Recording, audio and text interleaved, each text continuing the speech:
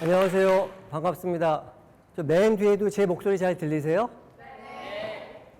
저는 마이크를 잡으면 노래를 부르는 나쁜 버릇이 있어서 마이크 없이 진행을 하도록 하겠습니다. 자, 여러분 지금 이 화면에 보이는 이 훌륭한 분들, 자, 손흥민 선수, 그 다음에 소프라노 조수미, 반기문 전 유엔 사무총장님. 자, 이분들은 우리 한국인의 위상을 국제사회에 크게 높여놓으신 훌륭하신 분들입니다. 근데 이 분들이 공통점이 있습니다. 공통점이 뭘까요? 자, 이분들이 이 위치까지, 이 지위까지 올라가기까지 굉장히 많은 요인들이 작용을 했었을 겁니다. 타고난 재능도 있었을 거고, 노력도 열심히 하셨을 거고, 그런데 아주 중요한 결정적인 요인이 하나가 있습니다. 그게 뭐냐면 자기조율입니다. 자기조율이 뭐냐면 지금 당장 편하고 즐거움을 쫓는 게 아니라 나의 생각, 감정, 행동을 잘 조율하는 걸 말합니다. 이와 반대되는 게 자기 방임이에요. 지금 당장 편하고 즐겁고 재밌는 것을 추구하면서 내 관리를 잘 못하는 거죠. 청소년기를 어떻게 보내냐가 굉장히 중요한데 자기 조율이 높은 사람, 자기 방임이 높은 사람은 나중에 성인이 됐을 때 어마어마하게 큰 극과 극의 차이가 나타납니다. 그동안의 연구 결과들을 보면은 자기 조율이 높은 사람들은 성인이 돼서 사회에 진출했을 때 더 건강하고 사회적으로도 더 성공을 하고 학업 성취도도 높아지고 경제적으로도 더 부유하고 스트레스도 훨씬 낮습니다. 반면에 자기 방임이 높은 사람은 신체 질환, 우울증 같은 정신 질환에 더 걸릴 위험도 높아지고요.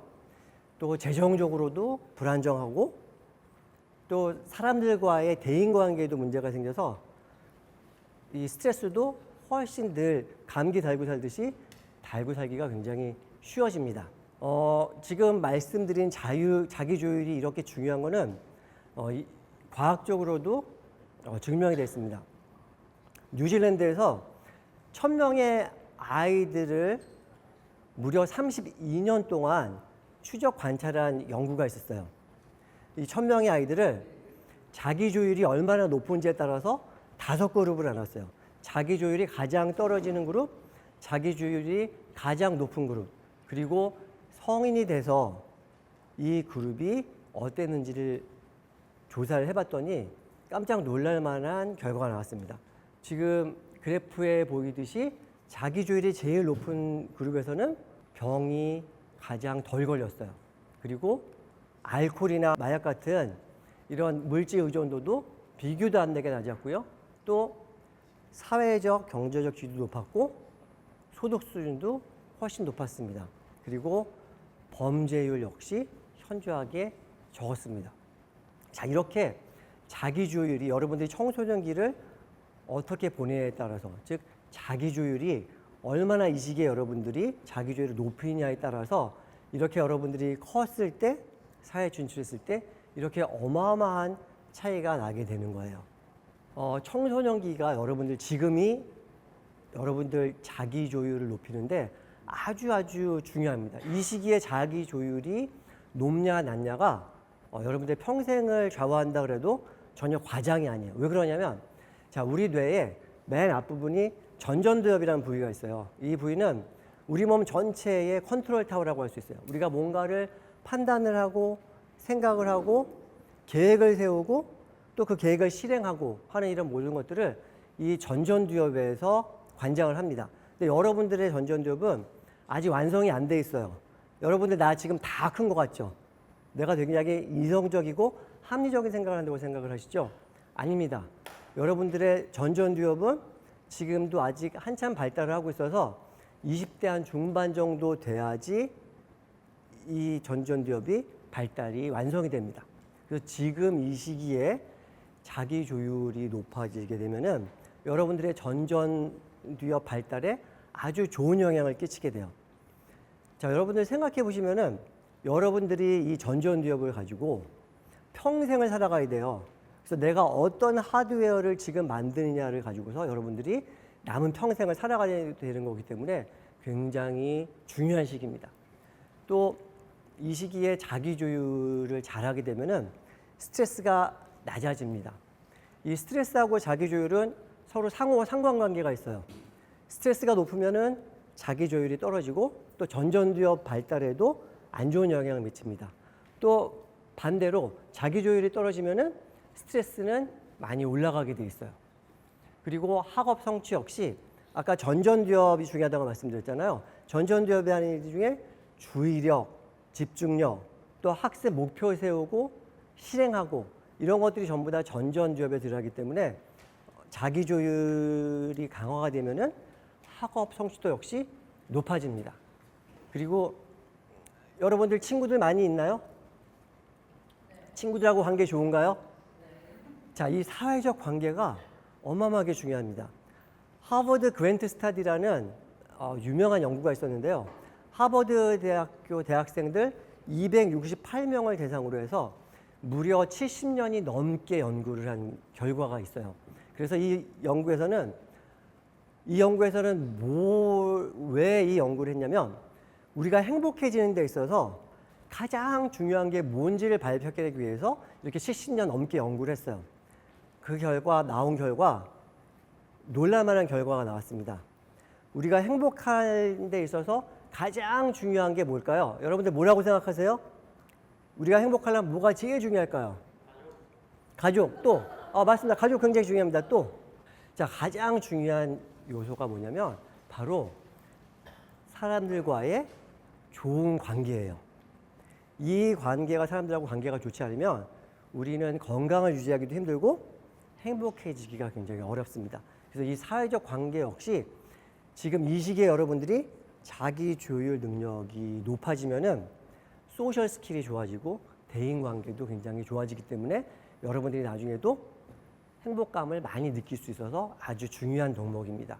자, 근데 이 자기 조율 능력이 중요하다고 말씀드렸잖아요. 근데 이 자기 조율 능력을 방해하는 요인들이 여러 가지가 있는데 그 중에서 가장 중요한 게 두 가지가 있습니다. 첫 번째가 인터넷하고 게임에 너무 많은 시간을 보내는 거예요. 여러분들 하루에 인터넷 게임 얼마나 많이 하죠? 아햄으로 대답이 된 것 같아요. 자, 이 인터넷 게임 중독은 이 인터넷이나 게임을 하는데 시간을 너무 많이 소비하기 때문에 학업이나 이런 일상생활에 지장을 주는 상태를 말해요. 근데 이 인터넷이나 게임을 너무 많이 하게 되면은 여러 가지 부정적인 영향이 생겨요. 첫째, 공부할 시간에 인터넷이나 게임을 너무 많이 하다 보니까 학업 성적이 당연히 떨어지겠죠. 그리고 밤 늦게까지 게임을 하다 보니까 수면 패턴이 망가집니다. 그래서 잠이 많이 부족하게 돼요. 우리가 잠이 부족하게 되면은 또 아침에라도 늘 피곤하고 주의력, 집중력도 떨어집니다. 면역력도 떨어지고요. 또 아까 전전두엽이 굉장히 중요하다고 얘기했잖아요. 전전두엽 발달도 잘 안 돼요. 그리고 여러분들 지금 한참 성장하는 단계인데 우리가 깊은 잠을 자는 구간에서 성장 호르몬이 나와서 여러분들이 클 수가 있는데 성장 호르몬도 잘 안 나오게 됩니다. 그래서 키도 잘 안 자라게 돼요. 또 친구들하고 만나고 사람들하고 관계를 맺어야 되는데 그 시간에 혼자 게임하고 유튜브 쇼츠 보고 하느라고 사회적인 단절이 생깁니다. 그렇게 되면은 우울감이나 불안감이 생기기가 굉장히 높아요. 또 이런 인터넷 게임들을 많이 하게 되면은 충동성이 높아집니다. 지금 당장 재밌고 즐거움만 찾게 돼요. 그리고 스트레스도 높아집니다. 자기 조율하고 인터넷 게임도 서로 상관관계가 있어요. 그래서 인터넷이나 게임을 많이 하게 되면은 자기 조율 능력이 떨어지고 또 반대로 자기 조율 능력이 떨어지면은 인터넷이나 게임을 더 많이 하게 되는 거예요. 여러분들이 지금 게임을 얼마나 많이 하는지를 조사한 최신 자료를 보면은 10명 중에서 게임하는 사람이 한 8명 정도 돼요. 근데 그 중에서 이 게임을 한다 그래서 인터넷이나 게임 한다 그래서 다 문제가 되는 게 아니에요. 이 게임을 하는 사람들 중에서 일상생활에 학교 생활에 지장을 줄 만큼 이 중독 수준을 빠져 있는 그룹이 100명당 한 3.5명 정도 돼요. 이거는 굉장히 큰 문제가 있죠. 그리고 적응적 게임 이용군이라는 게 있는데 이건 뭐냐면은 게임을 하긴 하지만은 여러분들 학교 공부나 일사생활에 아무런 지장을 주지 않아요. 이 그룹은 100명당 한 10명 정도가 되는데 지금 내가 느끼는 삶의 만족감도 되게 높고요. 내가 바라보는 내 모습, 즉 자존감도 높고 학업 스트레스도 낮습니다. 그래서 오히려 이 공부하느라고 학교 다니라고 받는 이 스트레스를 배출해 줄 수 있는 좋은 긍정적인 수단으로 되기 때문에 여러분들이 게임을 할 때 적응적 게임군에 들어가도록 해야 돼요. 양극단이 아닌 가장 많은 비율은 일반 이용자군인데 거의 10명이 한 7명 정도가 여기에 속하는데 지금 이 그룹은 잠재적인 문제 그룹이기도 하고 또 잠재적인 적응적 게임 이용군이기도 해요. 그래서 여러분들이 게임을 잘 하기만 하면은 집에서 엄마하고 게임 그만하라고 싸울 일도 없어지고 공부에도 전혀 지장을 안 받는 수준을 하게 되는데 여기에 자유기 조율이 굉장히 중요합니다. 자, 내가 인터넷 게임을 지금 그만둬야 되는데 막 더 하고 싶어요. 이렇게 게임 더 하고 싶은 욕구가 생길 때 자기 조율이 앞으로 커서 미래에 성공에 굉장히 중요하다는 건 여러분들 알고 계시잖아요. 그래서 자기 조율이 내가 앞으로 성공하는데 내가 발전하는데 아주 중요하구나 하는 사실을 떠올리기만 하는 걸로도 이 게임 더 하고 싶은 욕구가 많이 낮아집니다. 왜냐하면 그 생각을 떠올리는 것만으로도 아까 여러분들이 말씀드렸던 전전두엽이 기능이 강화가 돼서 그 욕구를 잘 뿌리칠 수가 있게 되기 때문이에요. 그리고 또 우리가 인터넷이나 게임을 문제없이 긍정적으로 잘 사용하기 위해서는 스트레스 관리가 굉장히 중요합니다. 우리가 스트레스를 받게 되면은 전전두엽의 스위치가 일시적으로 꺼집니다. 이 전전두엽에 하는 또 다른 굉장히 중요한 일 중에 하나가 감정 조절이거든요. 밤 11시에 갑자기 치킨이 막 먹고 싶어졌어요. 여러분 어떻게 하죠? 그냥 먹어요? 근데 보통은 살찔까봐 참는 경우가 많죠. 자, 살찔까봐 참는 게 바로 이 전전두엽이 감정을 조절해서 그래요. 근데 전전두엽이 스트레스를 받으면은 일시적으로 스위치가 꺼지기 때문에 내가 평소에 뭐 학교 공부나 학교에서 친구들 일이나 이렇게 여러 가지 스트레스를 많이 받게 되면은 감정 조절하는 기능이 떨어지기 때문에 지금 당장 재밌고 편한 거를 하게 돼 있어요. 그래서 스트레스 관리를 아주 잘해야 되는데 그 방법에 대해서는 이따가 자세하게 말씀드릴 거예요. 그리고 또 한 가지는 시간 관리 훈련하는 게 도움이 됩니다. 내가 오늘 인터넷이나 게임을 얼마 동안 할 건지를 내가 반드시 작성해야 돼요. 다른 사람이 작성해 주면 별로 도움이 안 되고요. 그래서 내가 오늘은 예를 들어 인터넷 30분, 게임 30분, 1시간만 해야겠다 하고 내가 사용 제한을 두고 그걸 지키는 것들이 도움이 되고요. 그리고 아까 잠 중요하다고 말씀드렸잖아요. 잠을 충분히 자지 못하면은 이 전전두엽 기능도 떨어지고 스트레스 받는 일이 없어도 스트레스 수치가 높아집니다. 그렇게 되면은 지금 당장 재밌고 편한 거, 게임이나 인터넷, 유튜브 쇼츠 보는 것들을 더 많이 빠지게 돼요. 그리고 오늘 아주 중요하게 여러분들에게 알려드릴 솔루션이 있어요.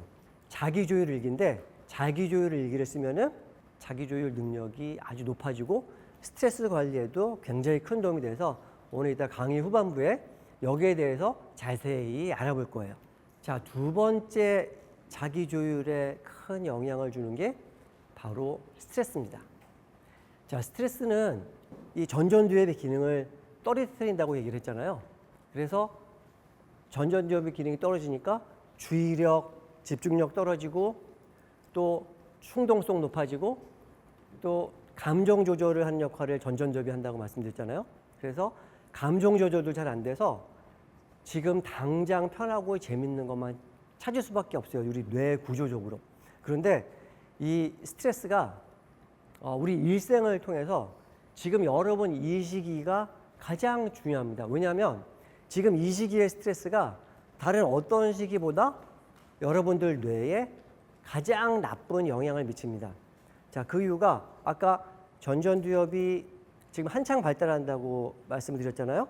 근데 스트레스는 전전두엽의 기능에도 나쁜 영향을 미치고 또 전전두엽이 발달하는 거에도 아주 안 좋은 영향을 미칠 수가 있어요. 그래서 이 시기에 여러분들이 반복적으로 지속적으로 스트레스에 계속 노출되다 보면은 뇌의 구조가 영구적으로 바뀔 수가 있어요. 여러분들 다 스트레스 받아봤었죠? 스트레스 받으면은 심장 빨리 뛰고 식은땀 흐르고 입맛도 없어지고, 자, 이런 반응이 나타나는 이유가 우리 뇌의 스트레스 시스템 때문에 그런데 지금 이 청소년기의 스트레스에 많이 노출되게 되면은 여러분들의 이 하드웨어적으로 스트레스 시스템이 굉장히 과민하게 되는 거예요. 그래서 지금 이 시기가 어느 시기보다도 중요합니다. 그리고 두 번째로 우리 뇌의 신경회로는 죽을 때까지 계속해서 변합니다. 이걸 신경가속성이라고 부르는데요. 여러분들 뇌는 지금 가장 말랑말랑할 때요. 이 신경회로는 스트레스를 포함한 외부 환경 자극에 영향을 받아서 변하거든요. 근데 이 신경회로 역시 부정적으로 하드웨어적으로 바뀌게 되는 거예요. 그리고 이 시기에 여러분들이 스트레스에 계속해서 노출되게 되면은 나중에 성인이 됐을 때 우울증이나 공황장애 같은 신경정신질환이 생길 위험성도 높아집니다. 여러분 잘 생각해 보면, 자, 우리가 자동차 경주를 한다고 치면은 터보 엔진을 장착한 경주용 자동차하고 소나타하고 경주를 하면 어떨까요? 차이가 굉장히 많겠죠. 그래서 지금 이 시기를 여러분들이 스트레스 관리 잘하고 자기 조율 능력을 높이면 여러분들은 평생 터보 엔진을 장착한 경주용 자동차로 여러분들의 뇌를 평생 사용하는 게 되는 거고, 그렇지 않고 스트레스에 많이 노출되고 자기 조율 능력이 떨어지면은 소나타로 평생 이 자동차 경주를 해야 되는 게 생기기 때문에 지금 이 시기에 여러분들의 스트레스 관리는 아무리 강조해도 지나치질 않습니다. 자, 그러면 스트레스 관리를 잘하기 위해서는 스트레스가 뭔지를 정확히 아는 게 굉장히 중요한데요. 자, 일단 우리나라 이 청소년들의 지금 스트레스는 굉장히 우려스러운 수준이에요. 가장 최신 자료를 보면은 우리나라 청소년들이 내가 지금 스트레스를 많이 받고 있다고 인지하고 있는 사람들이 보면은 10명 중에 한 4명 꼴이에요. 근데 심각한 건 성인의 경우는 10명 중에 3명도 안 됩니다. 이 우울감은 스트레스보다 더 심각해요. 10명 중에 거의 3명이 청소년들이 우울감을 경험을 했는데 성인들은 10명 중에 1명꼴밖에 안 돼요. 청소년기에 느끼는 우울감이 3배나 더 높습니다. 그리고 지역별로 보면은 우리나라 전국 도시들 중에서 스트레스 우울감이 가장 높은 곳이 어디냐면 1등이 서울입니다. 2등이 어딜까요? 2등이 부산이에요. 그래서 스트레스 관리를 여러분 지금 이 시기에 정말 잘해야 돼요. 자, 그러면 스트레스가 뭘까요? 지금 뭐라고요? 괜찮아요. 얘기해 보세요. 머리가 빵 터지는 거예요? 자, 스트레스에 대한 학술적 정의는 뭐 수없이 많은데 스트레스를 한마디로 말하면은 뭐가 됐든지 우리 뇌가 위협으로 인식하는 게 스트레스예요. 여기서 중요한 건 뭐냐면 실제 위협인지 아닌지는 전혀 중요하지 않습니다. 실제 위협이 아니더라도 우리 뇌가 위협으로 인식하면은 바로 스트레스 반응이 나타납니다. 자, 예를 들어서 제가 숲길을 걸어가는데 저 앞에 커다란 뱀이 한 마리 있었어요. 근데 제가 눈이 나빠서 뱀인지 모르고 바로 옆에 그냥 지나갔어요. 만약에 뱀인 줄 알았으면 정말 살 떨렸겠죠. 근데 반대로 뱀 비슷하게 밧줄이 놓여 있어요. 실제 위협이 아니죠. 근데 저는 눈이 나빠서 뱀으로 착각했어요. 그럼 그 옆에 지나갈 때 어떨까요? 식은땀 흐르고 굉장히 힘들겠죠.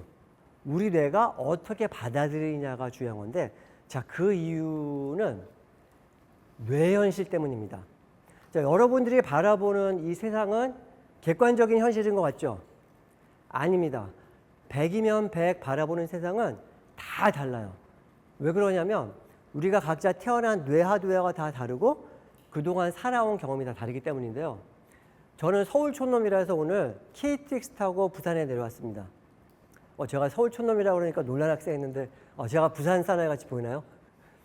근데 제가 그 부산역에서 택시를 타고 왔는데 기사분이 저한테 도대체 어느 나라에서 왔길래 이렇게 한국말을 잘해요? 라고 물어보는 거예요.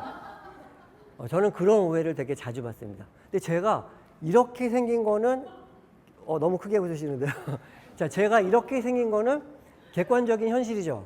근데 어떤 사람은 저를 보고 동남아 사람 같다 그러고요.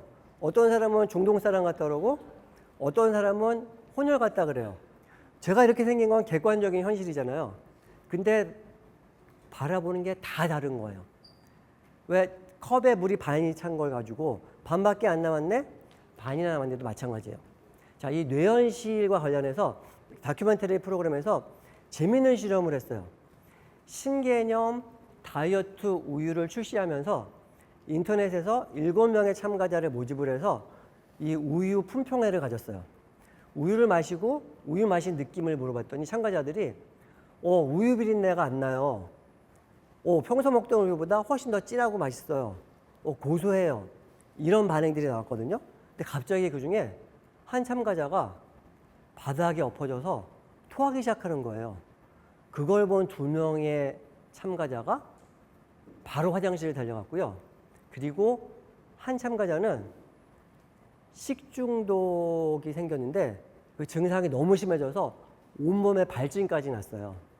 그 발진까지 난 이 참가자 이제 인터뷰한 영상을 보여드릴 텐데, 자, 사실 이 참가자들이 마시는 우유는 신개념 다이어트 우유가 아니었어요. 우리가 보통 맨날 마시는 땡땡 우유였어요. 그리고 신선한 우유였죠. 근데 왜 화장실에 달려가고 심각한 식중독 증상까지 생겼을까요? 우유를 마시고 토한 참가자를 보고서 이거 상한 우유네? 라고 인식을 했기 때문이에요. 근데 사실 이 토한 참가자는 사전에 미리 제작진하고 미리 짠 참가자였어요. 객관적인 현실은 신선한 우유를 마신 거였는데 뇌현실이 상한 우유를 마셨다 보니까 실제로 신체적 증상으로 발현이 된 거예요. 우리 뇌는 이런 TV나 컴퓨터 모니터 내부하고 좀 비슷해요. 이 가전제품 뜯어보면 속에 주요 부품들이 있고 그 사이를 전선들이 빼곡히 연결하고 있잖아요. 우리 뇌도 마찬가지예요. 주요 부위들이 있고 그 부위들을 어마어마하게 많이 빼곡히 신경회로들이 가득 메우고 있어요. 그리고 이 신경회로들은 죽을 때까지 계속해서 바뀌죠. 신경가소성이라고 부르는데, 여러분들 어릴 때 자전거 배워봤죠? 나는 첫날부터 눈 감고 또 탔어요 하는 사람 없죠? 처음에 탈 때 어떡하죠? 넘어져서 무릎도 까지고 뒤뚱뒤뚱 거리죠. 그 이유는 아직 신경회로가 형성이 안 돼서 그래요. 근데 계속 반복해서 연습을 하면은 신경회로가 점점 두터워져서 나중에는 두 손 놓고도 자전거를 탈 수 있게 되죠. 근데 한 10년 동안 안 타다가 오랜만에 타면은 타기는 타지만 좀 꺼멍하게 타죠. 그 이유는 그동안에 자극이 없었기 때문에 이 두터웠던 신경회로들이 약해져서 그런 거예요. 근데 며칠 다시 연습하면은 금방 다시 잘 탈 수가 있죠. 그래서 이 신경 가소성 때문에 이 신경회로가 끊임없이 변하는 이 성질 때문에 우리는 80이 넘어서도 외국어도 배울 수 있고 색소폰도 배울 수가 있는 거예요. 혹시 런던 가본 학생 있나요? 런던 가본 학생도 있네요. 자, 런던에서 택시 면허를 따기 위해서는 내비게이션 없이 수많은 골목길 그리고 일방통일기들을 전부 외우고 있어야지 면허를 딸 수가 있어요. 그래서 이 공간 기억력을 담당하는 해마라는 부위가 있는데, 런던의 택시 운전사들의 이 해마를 영상으로 찍어봤더니 일반인들보다 훨씬 더 부피가 커져 있었어요. 이게 바로 신경회로들이 반복되는 자극에 있어서 더 강화가 됐기 때문이에요.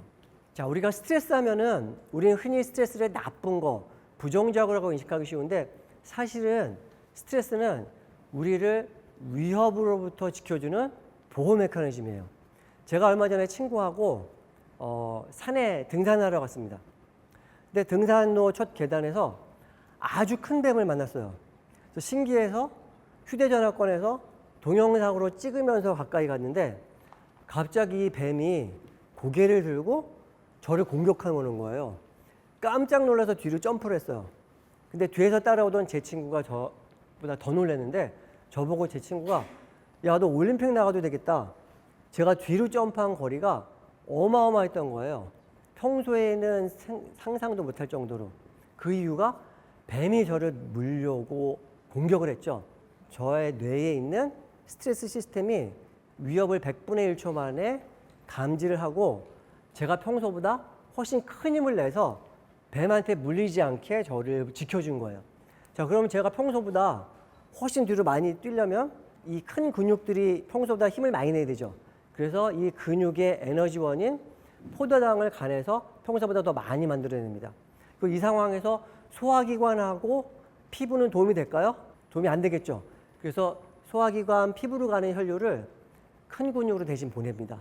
그래서 우리가 높은 강도의 스트레스, 긴장하게 되면 얼굴이 하얗게 질리고 소화도 안 되고 입도 바짝바짝 마릅니다. 또 덥지 않은데도 식은땀이 흐르죠. 맹수가 나를 잡았을 때 몸이 미끌거려야지 더 잘 빠져나갈 수 있게 하기 때문이에요. 그래서 이런 것들이 우리를 지켜주기 위한 우리 뇌의 스트레스 메커니즘이에요. 이 메커니즘이 없었으면 저는 아마 그 독소한테 물려서 오늘 여러분들 못 만났을 거예요. 지금 말씀드린 이런 스트레스 반응은 유명한 말이 있어요. 싸우던지 도망가던지라고 표현을 해요. 그래서 위협에 맞서서 내가 맞서 싸우던지 도망가든지. 근데 이 위협이 너무나 강도가 높을 때, 그래서 우리 뇌가 내가 이 상황에서 아무리 근육이 큰 힘을 내봤자 내가 빠져나갈 수가 없다고 판단을 되면은 우리는 뇌에서 얼음 반응을 만들어 버립니다. 로마 시대에 로마 원정극장에서 검투사들하고 사자들하고 싸웠던 거 다 아시죠? 그 그림들이 지금 남아 있잖아요. 근데 그 그림에서 사자한테 물려서 이 최후를 맞는 검투사들의 표정이 의외로 고통스럽지가 않아요.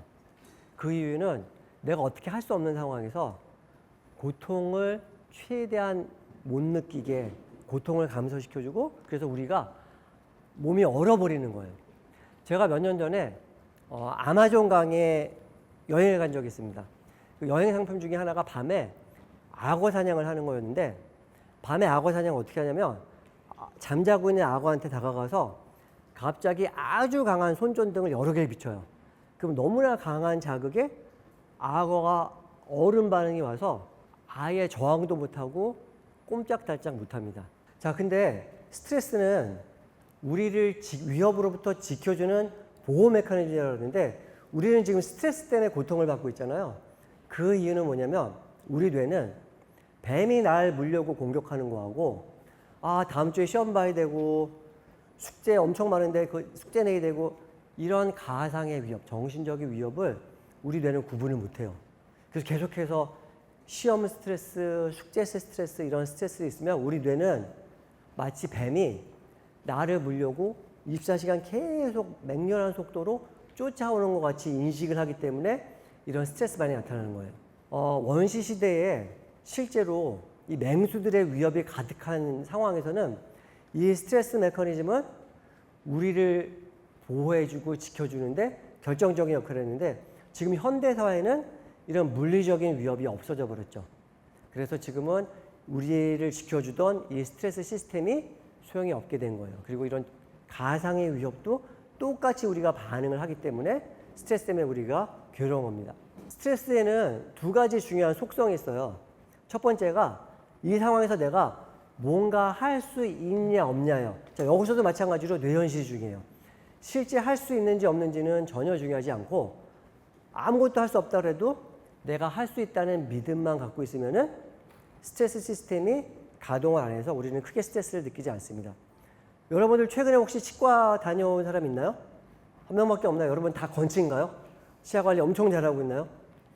저는 초딩 입맛이라 요즘도 늘 과자 초콜릿을 달고 사는데, 얼마 전에 요새 제가 제일 즐겨 먹는 이 대만 누가 크래커를 먹다가 이 금 씌운 게 크라운이 빠져서 치과를 갔습니다. 이 치과 이 드릴하고 뭐 엄청 스트레스 받잖아요. 근데 요즘 여러분 치과 가면 많이 아프면 오른손 드세요라고 치과의사 선생님이 말씀하시죠. 그 이유가 있습니다. 유명한 연구가 있었는데요. 충치 치료하러 간 환자를 두 그룹으로 나눴어요. 한 그룹은 자, 많이 아프면 손을 드세요라고 얘기를 했고, 두 번째 그룹은 아무 얘기도 안 했어요. 근데 치료 끝나고 나서 본인이 느낀 통증 정도하고 이 스트레스 호르몬 수치들을 비교해 보니까 오른손 드세요라고 한 그룹이 현저하게 낮았습니다. 그리고 실제로 손을 든 그룹도 사람도 아무도 없었어요. 왜 이랬을까요? 내가 아플 때 뭔가 할 수 있다는 믿음이 들었기 때문에 시스템이 비상가동을 안 해서 스트레스도 많이 안 느끼고 통증도 많이 안 느낀 거예요. 그래서 제가 얼마 전에 크라운 빠져서 충치치료 갔을 때 제가 실험을 해봤어요. 중간에 오른손을 들어봤습니다. 어떤 일이 생겼을까요? 아픈 게 나아졌을까요? 아니에요. 거의 다 했으니까 조금만 더 참으세요. 실제로 도움된 게 없었지만 그게 뭔가 할 수 있다는 믿음 때문에 그런 거예요. 두 번째는 스트레스 상황을 예측할 수 있냐 없냐예요. 출퇴근 시간에 부산도 차가 굉장히 많이 막히잖아요. 출퇴근 시간에 차 막히는 거는 예측이 가능하기 때문에 그렇게 많이 스트레스 받지 않아요. 그런데 전혀 막힐 시간이 아닐 때 차가 막히면 스트레스 받습니다. 그 이유가 바로 예측하기 어려운 거예요. 그래서 가장 힘든 괴로운 스트레스 상황은 내가 할 수 있는 게 아무것도 없다고 느끼고 그리고 예측할 수 없을 때가 제일 힘든 상황입니다. 스트레스가 만병의 근원이라는 얘기를 하는데 만성 스트레스가 위궤양을 일으키는 기전을 규명해서 노벨 생리상을 받은 바가 있고요. 이 스트레스는 이 유전자 발현에도 영향을 미치고 또 자기 조율 능력도 떨어뜨리고 또 나중에 여러 가지 질병의 중요 원인이 되기도 합니다. 그럼 여러분들이 지금 내가 과연 스트레스를 얼만큼 받고 있는지를 쉽게 지금 알아볼 수가 있는데 지금 한번 이거 보고 점수를 한번 매겨볼게요.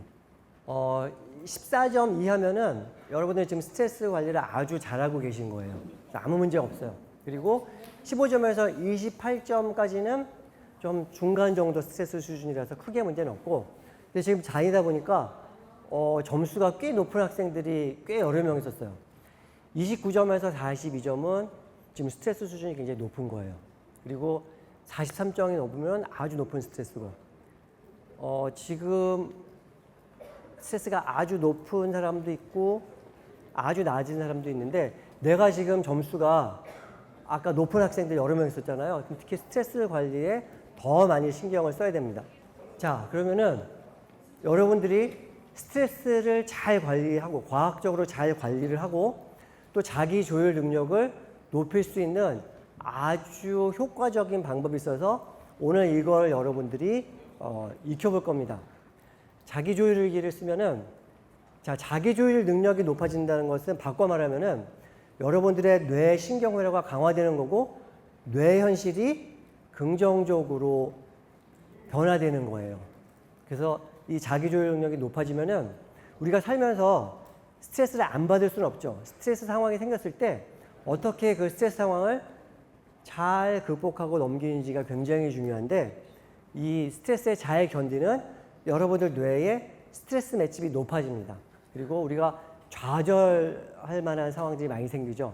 그래서 그런 걸 잘 견뎌낼 수 있는 좌절내성 같은 말입니다. 또 회복 탄력성이라고도 표현을 합니다. 그래서 이게 다 똑같은 말이에요. 그래서 자기 조율 능력이 높아진다는 것은 신경회로가 강화가 되는 거고 여러분들의 뇌 현실이 증강이 돼서 스트레스 맷집이 높아지고 신경회로가 긍정적으로 재정렬된다는 뜻이에요. 그리고 여기에 지금부터 여러분이 해보실 자기 조율 일기가 굉장히 큰 효과가 있습니다. 자, 첫 번째는 내가 오늘 이룬 게 뭔가 있는지 나의 오늘 성과를 기록하는 거예요.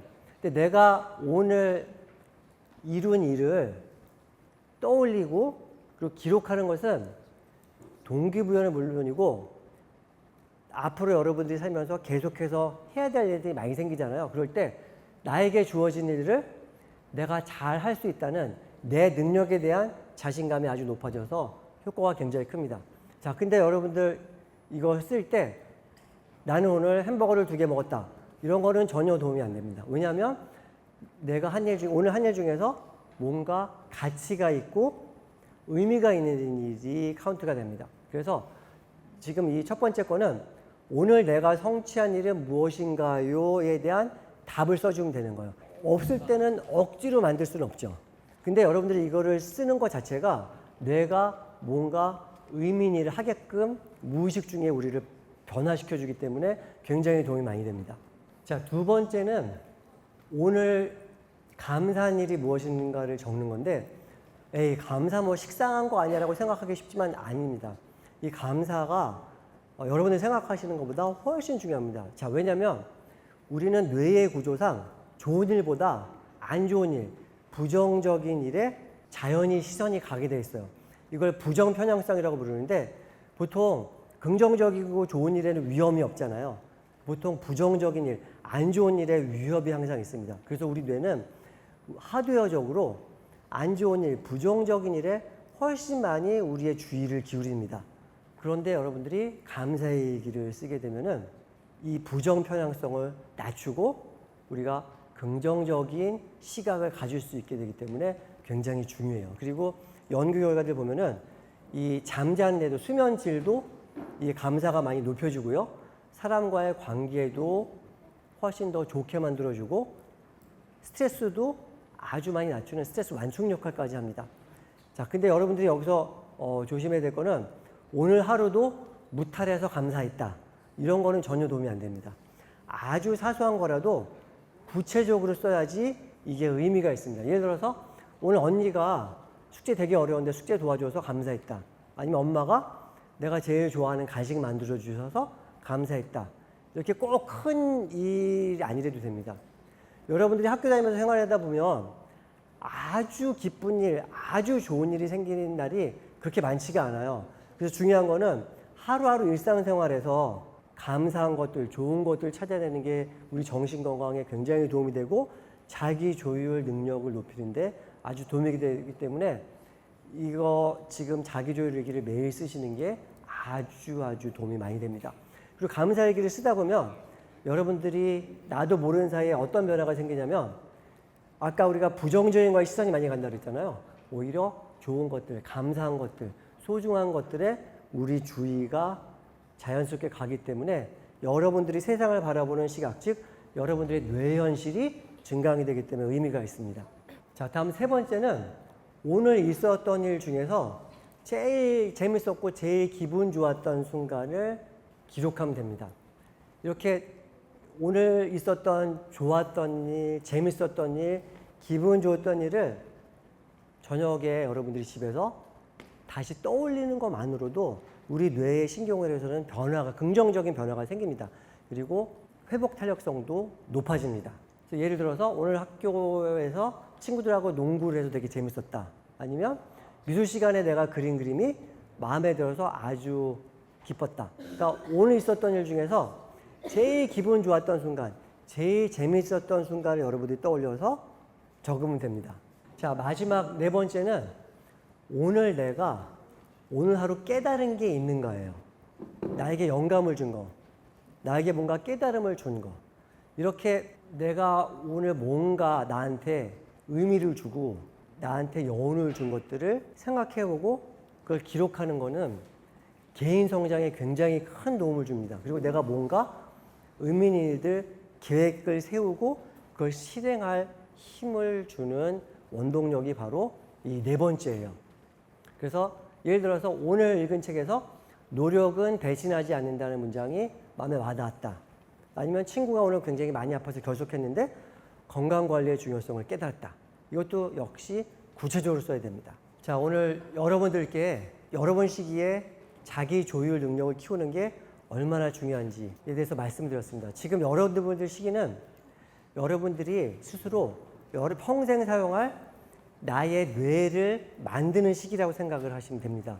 그래서 이 시기를 여러분들이 어떻게 보내냐에 따라서 평생 사용해야 될 여러분들의 뇌가 터보 엔진을 장착한 경주용 자동차가 되느냐 아니면 일반 승용차가 되느냐로 나뉩니다. 그리고 오늘 스트레스의 중요성도 이 메커니즘과 함께 말씀드렸습니다. 그래서 이 마지막에 말씀드린 자기조율 일기를 꼭 쓰시길 바라요. 여러분들 밥 먹고 양치질 다 하죠? 3분씩 하죠?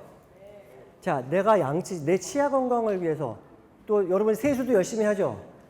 내 피부, 내 치아 건강을 위해서는 시간을 매일매일 투자합니다.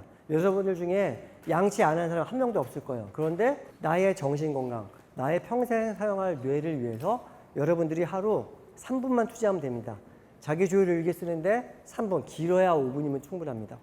이렇게 매일 여러분들이 꼭 3분 투자해서 여러분들이 평생 사용할 여러분들의 뇌를 아주 긍정적이고 뇌현실도 높이고 자기조율 능력도 강화돼서 여러분들 더 건강하고 더 성공적이고 가치 있는 삶을 살게 되기를 바라면서 오늘 말씀은 여기까지 하겠습니다.